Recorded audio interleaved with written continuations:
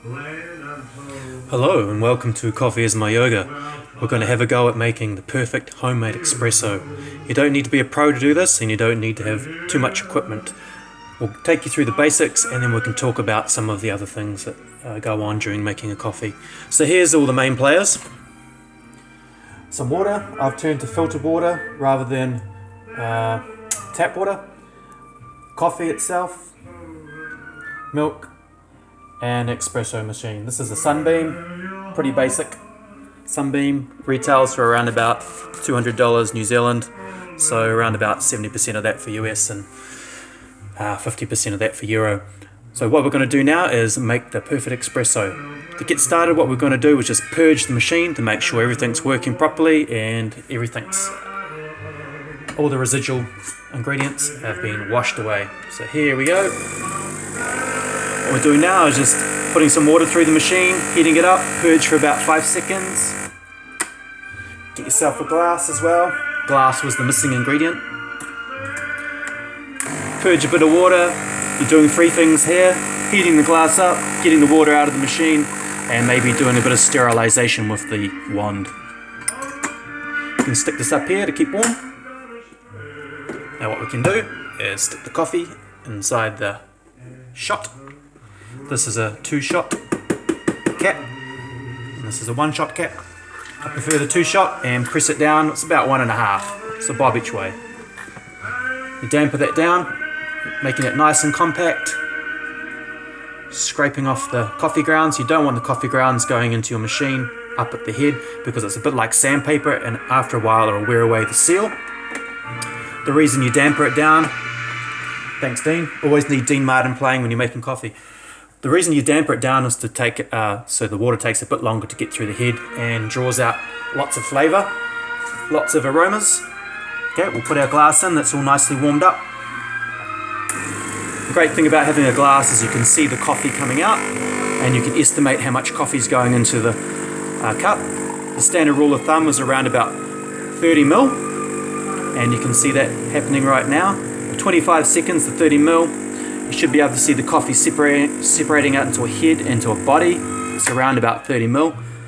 That's got a really nice creamy head. That's what you're after.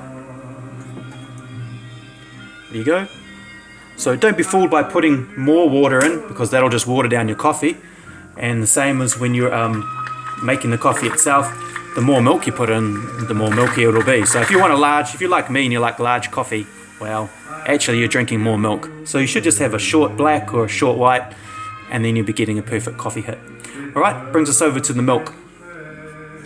I'm using about a third of this. This has come out of the fridge to keep it nice and cold. You can see the coldness there. Keep it chilled in your fridge like I do. I'm using full fat milk because I love the taste of the fats. I love the mixture of the fats and the coffee intermingle to make a beautiful tart and also a sweet taste. There's also plenty of sugar inside the milk, so you don't need sugar. Right, so we'll purge the steam wand, make sure that's all working well. That over here. Steam wand's turning into steam, that's good. It's also burning off any residual milk that could be in there. Take the coffee out, stick it in a knockbox. This is the homemade knockbox. They retail for around about $10 to $20. Why pay $20 when you can make one yourself out of just an ice cream container and a metal peg? That goes straight into the recycling. I have no idea whether worms like coffee or not, but they seem to be decomposing them well and turning it into soil. Right, so that's all done. Get our coffee, our milk. And this makes a hell of a racket. So what we're trying to do here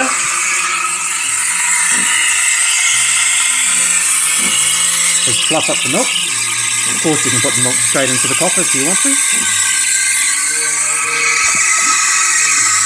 And you hold on to it until it gets too hot. When the jug is too hot to hold, you know that it's ready, and you don't want to burn off. You don't want it too hot, otherwise you burn off too many of the sugars that are inside the milk. There we go.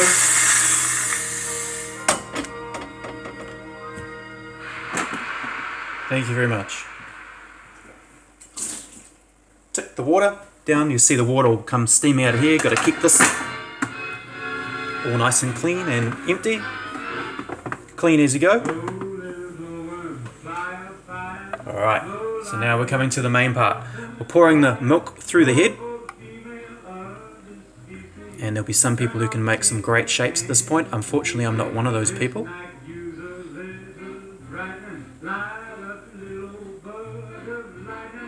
All I can do is some very ugly Christmas tree. So there we have it. The perfect coffee in seconds. And all you need, water, fair trade coffee, milk, and a very reasonable coffee machine. Thank you very much for watching Coffee is My Yoga. If you've got any more questions, send me an email. If you liked what we did here, we can do some more videos. Thank you. Goodbye.